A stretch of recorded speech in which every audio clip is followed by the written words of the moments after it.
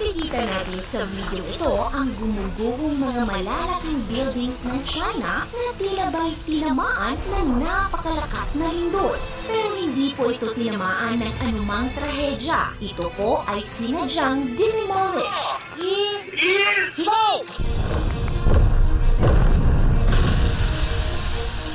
15 lahat ng mga buildings ang pinabagsak nila, ngunit may isa na hindi tuluyang bumagsak. Ilang taong itinayo ang mga buildings na ito, ngunit pinabagsak lang sa loob ng 45 seconds. Napakaraming mga buildings ang dinemolish sa China bawat taon. Minsan ay umaakyat pa ang mga demolition excavators sa tuktok ng building. Bakit kaya marami ang dinidemolish sa China kahit na bago pa lang ang mga buildings at hindi pa ito natitirahan o nagagamit? Ayon sa report, ang pangunahing dahilan ng